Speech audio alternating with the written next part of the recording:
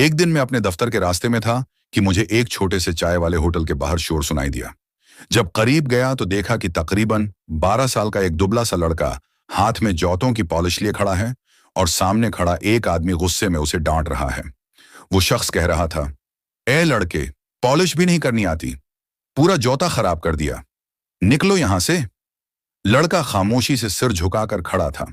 उसके कपड़े धूल से भरे हुए थे और पांव में टूटे हुए जूते थे जिनके अगले हिस्से से उसकी अंगुलियां बाहर झांक रही थीं। मैंने आगे बढ़कर पूछा, बेटा, क्यों डांट रहे हैं तुम्हें? लड़के ने आहिस्ता से कहा, अंकल, मैंने जूते सही ही पॉलिश किए थे, शायद उन्हें पसंद नहीं आए। उसकी आवाज में वो दर्द था जिसने मेरा दिल हिला दिया। मैंने दुकानदार से कहा, भाई, बच्चे को डांटे बगैर भी समझाया जा सकता था। वो बड़बड़ाता हुआ चला गया। मैंने लड़के से कहा, बेटा, तुम स्कूल नहीं जाते? बच्चे ने हैरान आंखों से मुझे देखा और बोला, अंकल, स्कूल जाना तो चाहता हूं, लेकिन मेरी मां बीमार रहती है। अब्बा 2 साल पहले इंतकाल कर गए। घर का खर्चा, दवाई, सब में चला रहा हूं। सुबह चाय वाले होटल में बर्तन धोता हूं, दोपहर तक जूते पॉलिश करता हूं, शाम में रेडी वाले से सब्जी चनकर बेचता हूं, तब जाकर अगले दिन की रोटी पूरी होती है। मैं चंद लम्हे बोल ही न सका। फिर उसने जेब से चंद सके निकाले और जल्दी से गन्ने लगा। मैंने पूछा, ये किसके लिए हैं? उसने मुस्कुराकर कहा, आज अम्मी की दवाई लेने के लिए। पिछले 3 दिनों से दवाई नहीं ली, मुझे डर है उनकी तकलीफ बढ़ न जाए। ये सुनते ही मेरी आंखें नम हो गईं। अगले दिन की हकीकत में अगले रोज वहीं से गुजरा तो लड़का नजर ना आया। मैं खुद चाय वाले होटल में गया और पूछा, वो जूते पॉलिश करने वाला बच्चा किधर है?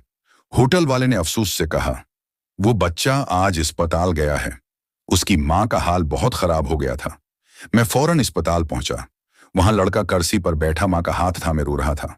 उसकी मां ने कमजोर आवाज में कहा, बेटा, मैं ठीक हो जाऊंगी, तुम बस अपने पैरों में जूते ले आओ। ये फट्टे जूते देखकर मेरा दिल दिखता है। बच्चा जबरदस्ती मुस्कुराकर बोला, अम्मी फिक्र ना करें, पहले आपके लिए दवाई लूंगा, जूते बाद में भी आ जाएंगे। मैं मजीद बर्दाश्त ना कर सका। मैंने उसके कुंधे पर हाथ रखा।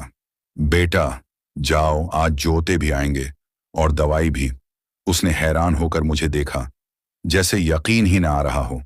आखिरी मंजर जो दिल हिला गया, अस्पताल से फारिग होकर मैं, वो बच्चा और उसकी मां घर पहुंचे। मैंने बच्चे को एक बैग दिया जिसमें एक जोड़ा नए जूतों का साफ सुथरे कपड़े, मां की 1 महीने की दवाई और कुछ खाने पीने का सामान। बच्चे ने बैग खोला, जूते निकाले, अपनी मां को दिखाए। फिर अचानक वो जारुकतार रोने लगा और कहने लगा, अंकल, मैं किसी के आगे हाथ नहीं फैलाता, लेकिन आज अल्लाह ने मेरे लिए आपको भेज दिया। मैंने उसे गले लगाया और कहा, बेटा, तुम हाथ नहीं फैलाते, इसीलिए अल्लाह ने तुम्हें इज्जत दी है, हम सिर्फ वसीला बनते हैं।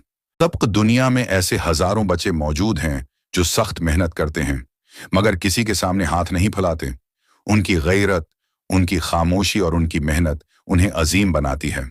ऐसे लोगों की मदद उनसे पूछे बगैर करनी चाहिए, क्योंकि जीता जागता फरिश्ता वही है जो किसी का दर्द चुपचाप बांट ले। अल्लाह हम सबको इंसानियत की खिदमत की तौफीक अता फरमाए। आमीन।